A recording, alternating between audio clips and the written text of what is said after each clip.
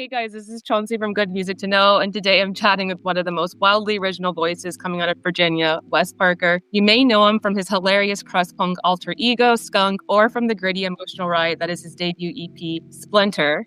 And we're so glad to have you on the show today. How's it going? Hey, how's it going? Thanks for having me. Yeah, of course. Okay, so as I was listening to the album or the EP, sorry, I had a few questions. Would you say that Splinter is a breakup EP, or is it more about like the feeling of losing yourself or losing your identity, like kind of like in someone else? There's definitely like nods to lost love or maybe like missed chances. So just curious. I don't know why I always have a hard time answering this. I guess it is a little bit of a breakup album, but it's more of like a reflection, I guess, on the past and less of like a breakup album, like a breakup specific, more of just like a reflection of kind of my past and some people I know's past and current. It's kind of a quilt work. Okay, yeah. Did you find it at all difficult to be so vulnerable in some of these songs, especially if you are drawing from personal experiences? I honestly don't really think about it when I'm writing it because I'm usually alone in my room and I don't feel like any sort of vulnerability really. It's later that I feel that. Now that it's out, then I go, oh wait, that person's gonna hear that, or that person's gonna hear that, and they're gonna think this or that. Yeah. So maybe retrospectively. And is there a song on Splinter that kind of like takes you right back emotionally whenever you play it? Like you could play it live, or it's kind of like a mini, let's say, like time machine back to where you were when you wrote it. Eggshells, I would say, does that kind of transporting for me. It's a song where it's like about so many different people and different things versus just one subject, which I think can kind of pigeonhole you. And also like when it's about one thing, your feelings about that one thing evolve over time. But when it's kind of about like all of these different people and things all at once, it's kind of harder to, I don't know, it's not as evolvable emotionally. So for whatever reason, that song takes me right back. Yeah, very nice. There's definitely like this awesome 90s alt rock nostalgia running through the EP. This is a very weird kind of association, but I don't know. I felt like I was back in the early 90s, 2000s, like trapped in a Dawson's Creek episode, but like in the best way possible. So who were some of your like music inspirations when writing these songs? I would say it's kind of weird. I was thinking about this yesterday. This album, The Shape of Punk to Come, by Refused, which sounds nothing like Splinter, has always been a huge inspiration. I mean, for a really, really long time, particularly like drum parts, like kind of, not that I'm playing the drums on the record, but like just in terms of being like, maybe we should do this with the drums or whatever. The Shape of Punk to Come for sure has been a huge, huge, huge impact on like everything I write. But yeah, I mean, I did listen to Rufus Wainwright a lot towards the end of high school. I grew up listening to Green Day when I was really young. Like they were like kind of the first band that I like bought a CD. So, I mean, it's worked its way in for sure.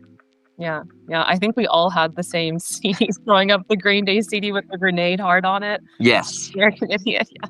That was also one of my first in middle school. It's such a good album. I still love it. And then I read somewhere that you've been in a band, I think, since high school or doing shows since high school. So what made you finally decide to kind of break out and drop your own solo project this year? My old band, Camp Howard, broke up. And we broke up maybe in 2019. No. I feel like it really, really broke up in like 2021. And that's when I started doing comedy skits kind of about the music scene, including Skunk and the Sound Guy and stuff, as kind of a coping mechanism. Because I was pretty bent out of shape about that. And I was having a hard time like jumping right into a solo project because I don't know, I just still didn't accept that the band was over. Because we played together for many, many years. I mean, since we were playing together since middle school, those guys and I. I think it was just, I kind of came to a crossroads where I was like, well, I want to either do acting or like film stuff. Yeah. Or music.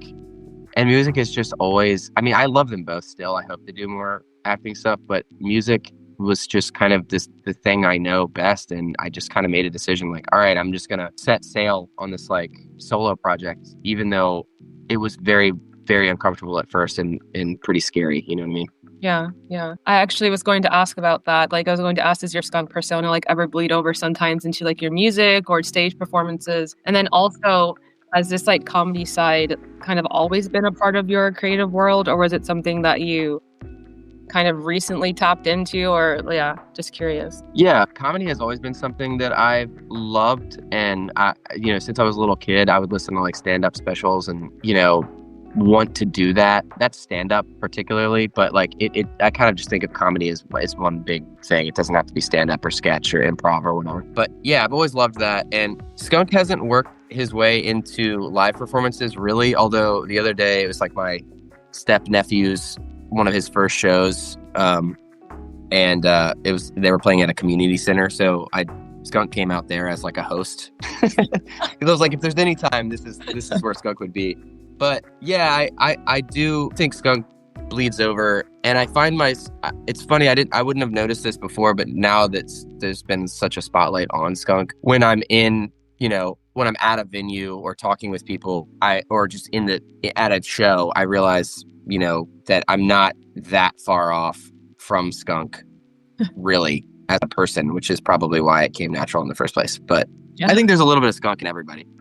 Yeah, definitely. And so who are a few artists that you have on repeat right now? So whether for inspiration or just pure listening pleasure. Have been listening to lately?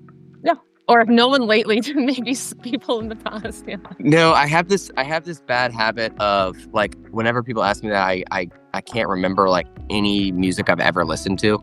I think it's partially because I've been working on a new EP, and whereas I think it's probably a good practice to listen to a lot of music, I when I'm in the middle of making a record, I'm kind of like all absorbed and I almost like don't listen to music, which is probably stupid. Let me just look at my Spotify searches, and then I'll just be my answer. My most recent. I almost think it's better to not listen probably while you're doing an EP, just so you're not influenced to have someone else's sound or take on someone else's sound. So yeah, it can very quickly work its way. But yeah, most recently it was Refused, that album I was just talking about, The Shape of Funk to Come, while I was doing the dishes last night. A little bit maybe too crazy for the dishes. Oh, you know what I put on a lot is FM Skyline. Okay. Who is an artist that has been around in the music scene here in Virginia since I started, and his name's Pete Curry. And I actually just saw him at the grocery store yesterday. He's just such a nice guy, always has been. I've always thought he's like an incredible musician, and he's got like a vaporwave type kind of electronic music thing happening, and it's so chill. I love it. FM Skyline. Very nice. A bit random, but I read somewhere that you have a fascination with tornadoes. So I have a bit of a weird question. It's a kind of a would you rather. I know, a bit cliche, but if you had to choose, would you rather be caught in the calm eye of the tornado, or stuck in an endless loop of your most embarrassing gig moment?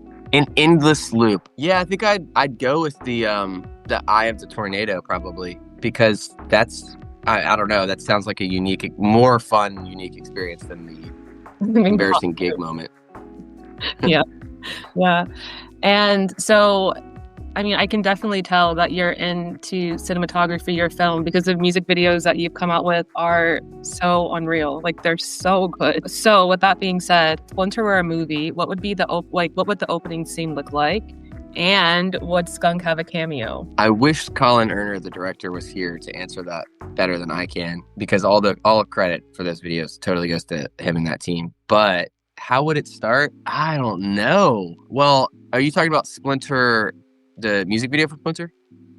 No, I'm just saying, like, it can either be like the entire EP, like, like if we were to have, like, if it were a movie, if the EP were a movie, what would be the opening scene, or what would the opening scene look like? It would probably be, gosh, that's a tough question. I love it. I don't know why this is coming to mind, but behind a restaurant, someone's coming out for a smoke break.